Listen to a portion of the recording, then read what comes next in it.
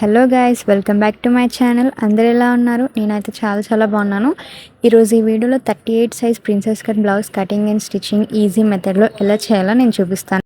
ముందుగా lining piece పైన నేను స్కేల్తో డ్రా చేసుకుంటున్నాను. ఎడ్జెస్లో అంతా సమానంగా ఉండడం కోసం అని చెప్పి బ్లౌజ్ లెంత్ తీసుకుంటున్నాను. Blouse length 14 inches plus 1 inch add చేసుకోవాలి, ఎందుకంటే ఖర్చులో పోతుంది కాబట్టి.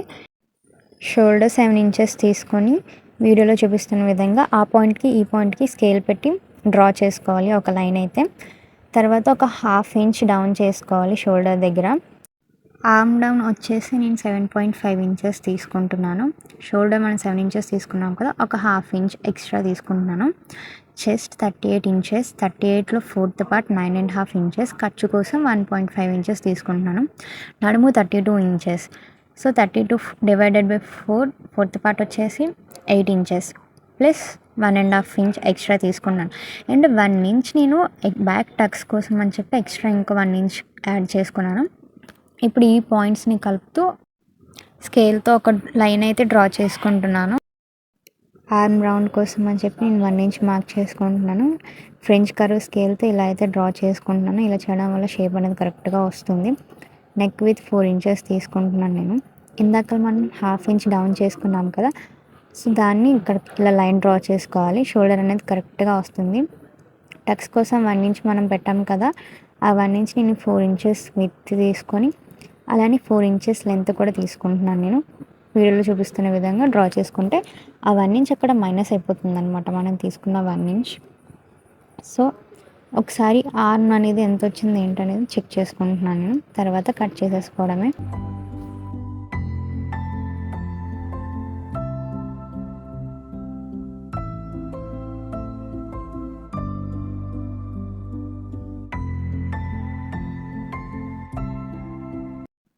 బ్యాక్ పార్ట్ కటింగ్ అయితే అయిపోయింది. ఇప్పుడు ఫ్రంట్ పార్ట్ కటింగ్ చేసుకుందాం.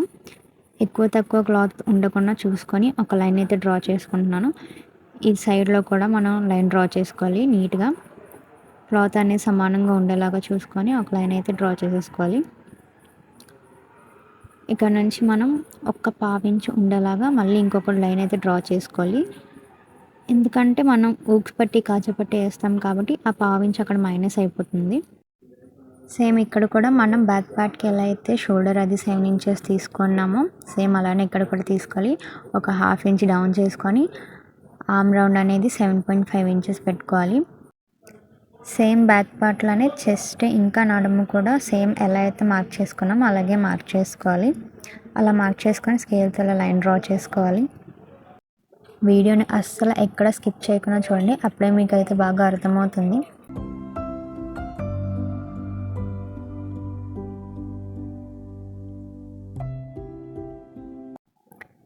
ఇక్కడ మార్క్స్ అన్నీ ఈక్వల్గా వచ్చాయో లేదో చూసుకొని మార్క్ చేసుకొని మళ్ళీ స్కేల్తో లైన్ అయితే డ్రా చేసుకుంటున్నాను.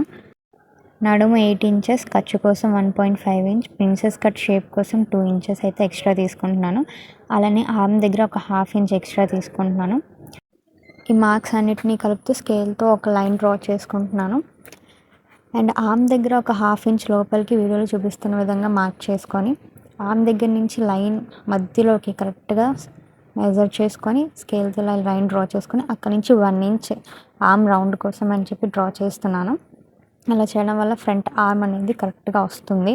చంక దగ్గర ముడతలు అవి రాకుండా నీట్గా ఉంటుంది. ఎపెక్స్ పాయింట్ వచ్చేసి 10.5 ఇంచెస్ అనమాట. అక్కడి నుంచి మళ్ళీ నేను 4 ఇంచెస్ మార్క్ చేసుకుంటున్నాను. 4 ఇంచెస్ మార్క్ చేసుకొని కింద నడుము దగ్గర నుంచి నేను 3.5 ఇంచెస్ మాత్రమే మార్క్ చేస్తున్నాను. అక్కడి నుంచి మళ్ళీ ఇలా మార్క్స్ అన్నీ కలుపుతూ వీడియోలో చూపిస్తున్న విధంగా షేప్ అనేది డ్రా చేసుకోవాలి. మనం ఎక్స్ట్రా తీసుకున్న 2 ఇంచెస్ ఈ షేప్ దగ్గర కట్ అయిపోతుంది కాబట్టి ఆ 2 ఇంచెస్ అనేది ఇక్కడ కవర్ అయిపోతుంది. ఒక్క పావించ్ మళ్ళీ కిందకి డ్రా చేసుకొని వీడియోలో చూపిస్తున్న విధంగా క్రాస్గా అయితే డ్రా చేసుకోవాలి. పిన్స్తో నీట్గా సెక్యూర్ చేసేసుకొని కట్ చేసేస్తే అయిపోయింది ఫ్రంట్ పార్ట్ కటింగ్.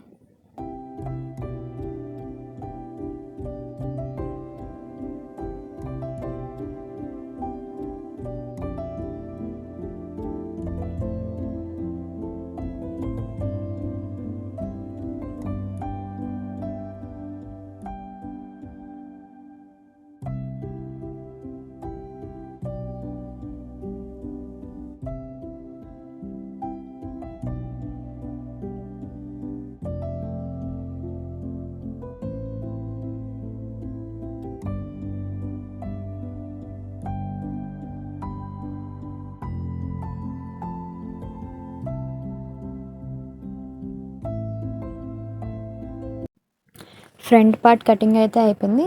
ఇప్పుడు హ్యాండ్స్ కటింగ్ అయితే చూద్దాం. బ్యాక్ పార్ట్ని తీసుకొని బ్యాక్ పార్ట్ ఆర్మ్ రౌండ్ ఎంతైతే వచ్చిందో దాన్ని మెజర్ చేసుకోండి.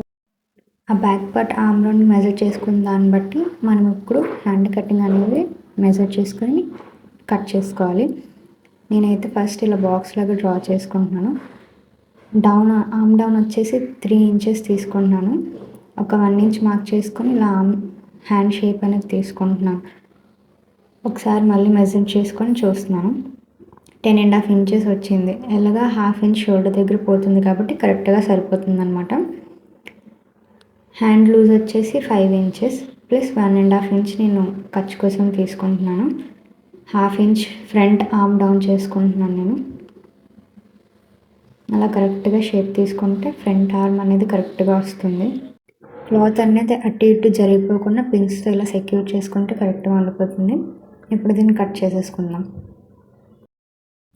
ఫ్రంట్ ఆర్మ్ కోసం మనమైతే ఇక్కడ లోతు తీసుకున్నాం కదా, దాన్ని అయితే నీట్గా ఇలా కట్ చేసేసుకోవడం. కట్ చేసిన లైనింగ్ పీసెస్ మెయిన్ క్లాత్ పైన పెట్టి సేమ్ యాజ్ ఇట్ ఈజ్ ఎలా ఉందో అలానే కట్ చేసేసుకోవాలి. నా కటింగ్ అయితే మొత్తం కంప్లీట్ అయిపోయింది. పైపింగ్ స్టిచ్చింగ్ అనేది ఇప్పుడు ఎలా చేయాలో నేను చూపిస్తాను. నార్మల్గా బక్రం పీస్ మనం ఎలా అయితే నెక్స్ట్కి కట్ చేసుకుంటామో సేమ్ అలానే కట్ చేసుకోవాలి. Neck with 4 inches plus 1 inch extra ఉండేలాగా చూసుకోవాలి. లైనింగ్ పీస్ అటు సైడ్ నుంచి రౌండ్ అనేది కరెక్ట్గా డ్రా చేసి పెట్టుకుంటున్నాను. ఇంకొక సైడ్ నుంచి నేను ఓన్లీ లైన్ ఒకటి డ్రా చేసి బక్రం పీస్ అనేది కరెక్ట్గా లైన్ పైన పెట్టి ఒకసారి ఐరన్ చేసుకుంటాను. ఆ లైన్కి ఈ లైన్కి కరెక్ట్గా ఉండేలా చూసుకొని ఒకసారి పిన్స్ అయితే పెట్టేసుకుంటే కరెక్ట్గా ఉంటుంది. బక్రం పీస్ అనేది అటు ఇటు జరిగిపోకుండా ఉంటుంది. దాని తర్వాత ఐరనింగ్ అనేది చాలా నీట్గా వస్తుంది అన్నమాట. మనకి ఈజీ అవుతుంది కూడా.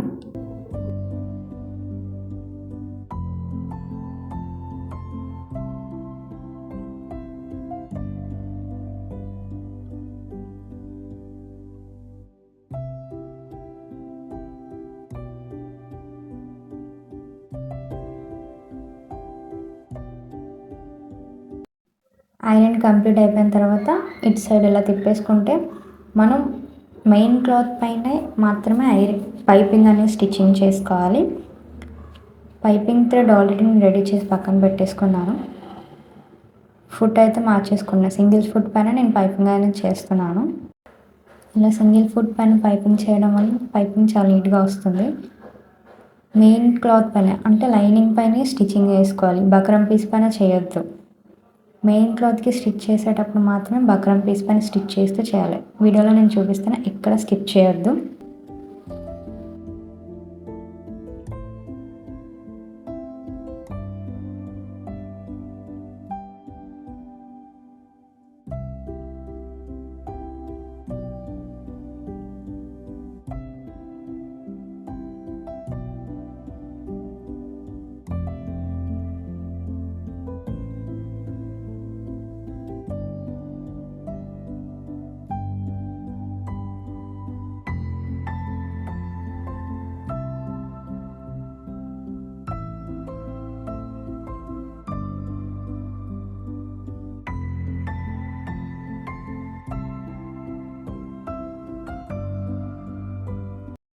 పైపింగ్ అనేది స్టిచ్ చేసేసుకున్న తర్వాత ఇప్పుడు మెయిన్ క్లాత్కి ఎలా స్టిచ్చింగ్ చేయాలో నేను చూపిస్తాను.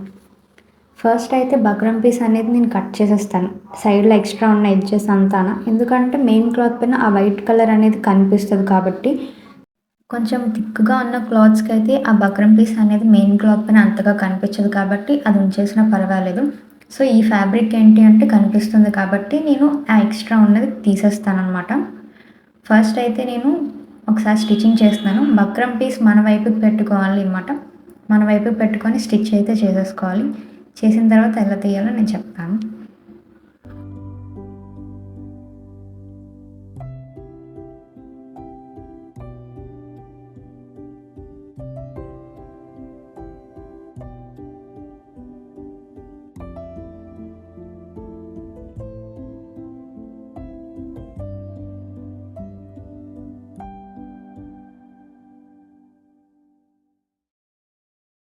ఇలా స్టిచ్చింగ్ కంప్లీట్ అయిపోయిన తర్వాత ఒకసారి పైపింగ్ అనేది కరెక్ట్గా వచ్చిందా లేదా చూసుకోవాలి. ఒకసారి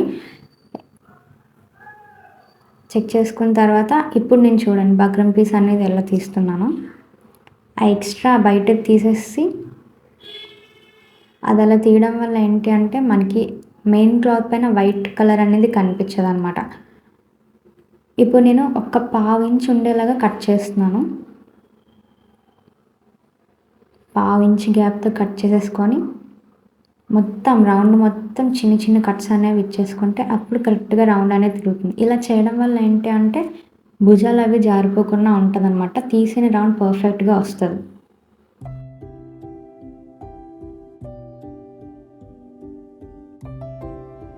ఇలా బ్లౌజ్ ఆ నెక్ మొత్తం కట్స్ ఇచ్చేసిన తర్వాత ఒకసారి తిరిగేసేసి నీట్గా ఐరన్ చేసేస్తే నీట్గా ఇలా వస్తుంది అనమాట పైపింగ్ అనేది. చూడండి రౌండ్ అనేది ఎంత నీట్గా వచ్చిందో. సేమ్ ఇలానే ఫ్రంట్ పార్ట్కి కూడా కట్ చేసేసుకొని చేస్తే సేమ్ అలానే వస్తుంది అనమాట. నీట్గా పైపింగ్ అనేది నీట్గా వస్తుంది. బొటిక్ స్టైల్లో ఉంటుంది అనమాట. ఫ్రంట్ పార్ట్ కూడా నేను ఇలానే చేశాను. ఇప్పుడు లైనింగ్ పీస్ మెయిన్ పీసెస్ అవి ఉంటాయి కదా, అవన్నీ కలిపి స్టిచ్చింగ్ అనేది చేసేసుకోవాలి.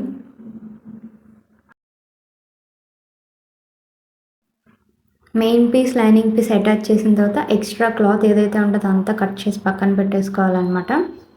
ఇప్పుడు వీడియోలో చూపిస్తున్న విధంగా ఒక్కొక్కటి స్టిచ్ చేసేసుకుంటూ వెళ్ళిపోవడమే.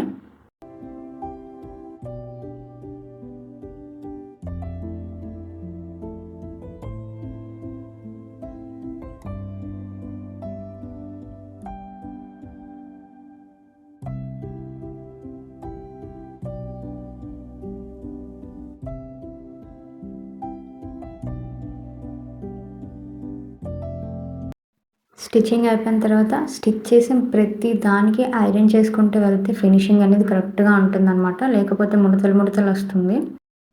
ఫ్రంట్ పార్ట్ స్టిచ్చింగ్ అయితే అయిపోయింది. ఇప్పుడు బ్యాక్ డాట్స్ కోసం చూపిస్తాను. బ్యాక్ డాట్స్ అయితే నేను ఆల్రెడీ డ్రా చేసిన, ఇక్కడ లైట్గా కనిపిస్తుంది కదా, మళ్ళీ ఒకసారి డ్రా చేసుకుంటున్నాను.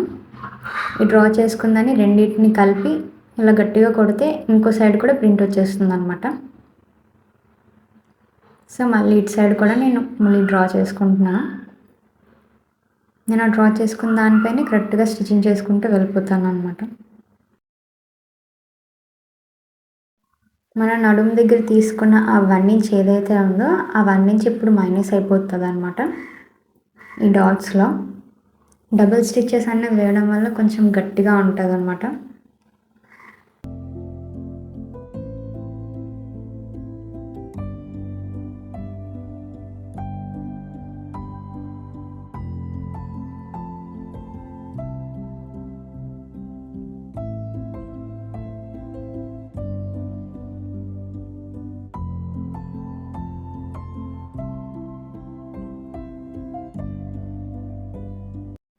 బ్యాక్ డాట్ స్టిచ్చింగ్ అయితే అయిపోయింది.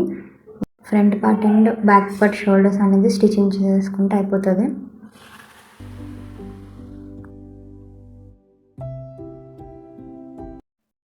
షోల్డర్ స్టిచ్చింగ్ అయిపోయిన తర్వాత ఇప్పుడు నడుము దగ్గర పైపింగ్ అనేది ఎలా చేయాలో చూపిస్తాను.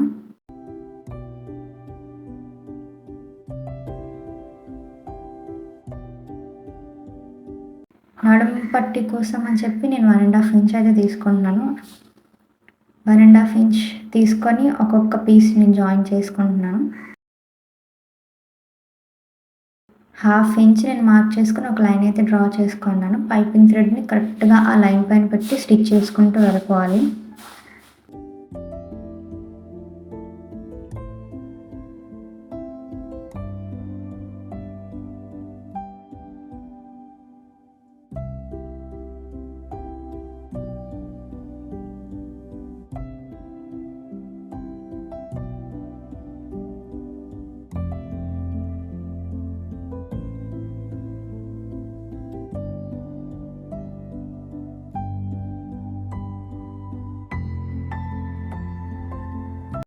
మనం ఇందాక నడుము పట్టి తీసుకున్నాం కదా 1.5 ఇంచ్, దాన్ని పైపింగ్ పైన పెట్టి కరెక్ట్గా పైపింగ్ మనం చేతితో టచ్ చేస్తే మనకు తెలుస్తుంది అనమాట. ఆ పైపింగ్ థ్రెడ్ పక్క నుంచి స్టిచ్ వేసుకుంటూ వెళ్ళాలి.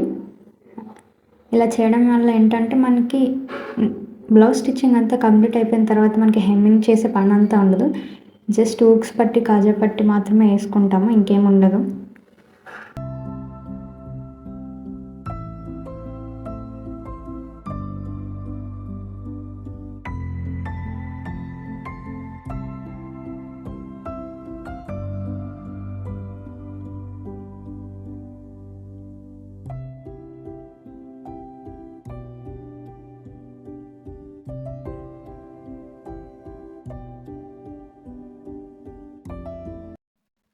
మొత్తం అలా స్టిచ్చింగ్ చేసేసిన తర్వాత వీడియోలో చూపిస్తున్నట్టు ఇలా డబుల్ ఫోల్డ్ అయితే చేసేసుకొని పైన ఒక టాప్ స్టిచ్ చేసేసుకుంటే పైపింగ్ నీట్గా వస్తుందన్నమాట. చూడండి పైపింగ్ ఎంత నీట్గా వచ్చిందో. సేమ్ దానిపైన అలాగా ఒక టాప్ స్టిచ్ వేసేసుకొని వెళ్ళిపోవాలి.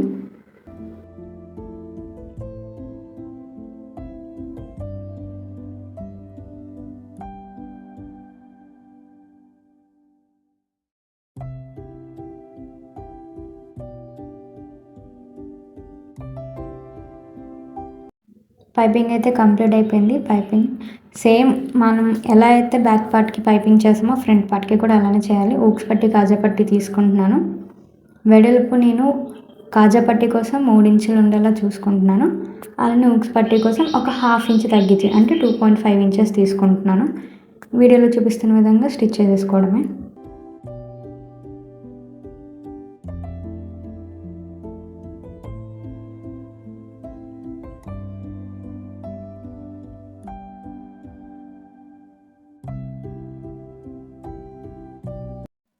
పైన అనేది ఇప్పుడు ఒక టాప్ స్టిచ్ అయితే వేసుకుంటున్నాను. ఇలా చేయడం వల్ల ఏంటంటే మనం ఫోల్డ్ చేసేటప్పుడు కరెక్ట్గా వెళ్తుంది అనమాట. ఫోల్డ్ అనేది నీట్గా వస్తుంది, ఫినిషింగ్ అనేది చాలా.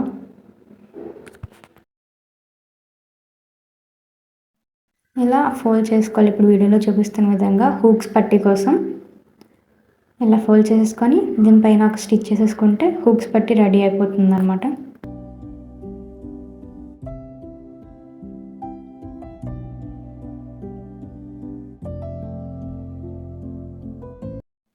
సేమ్ ఇప్పుడు కాజా పట్టి కూడా అలానే స్టిచ్ చేసేసుకోవాలి. దీనిపైన పెట్టి అలాగా మనకి చివరిలో పైపింగ్ ఉంది కాబట్టి ఒక చిన్న ఫోల్డ్ అనేది పెట్టి స్టిచ్ చేయడం వల్ల మనకి ఫినిషింగ్ కింద నీట్గా వస్తుందన్నమాట. ఖర్చు అనేది బయటకు రాకుండా లోపలికి వెళ్ళిపోతుందని.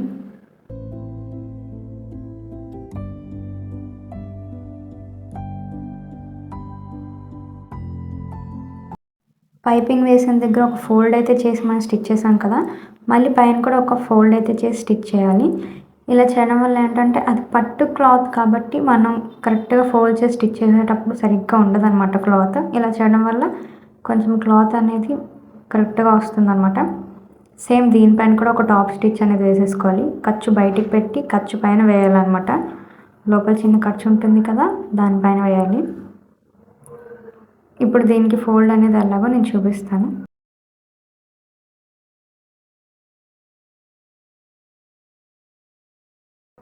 ఫస్ట్ ఒక ఫోల్డ్ చేసుకొని దాన్ని గట్టిగా ఫింగర్స్తో రబ్ చేస్తే ఆ ఫోల్డ్ అనేది అలా ఉండిపోతుంది అనమాట. దానిపైన స్టిచ్ చేసేయడం. ఇప్పుడు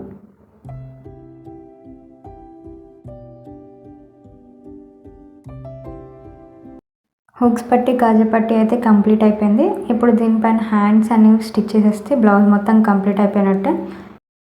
ఫైనల్ లుక్ అయితే ఇలా వచ్చిందండి.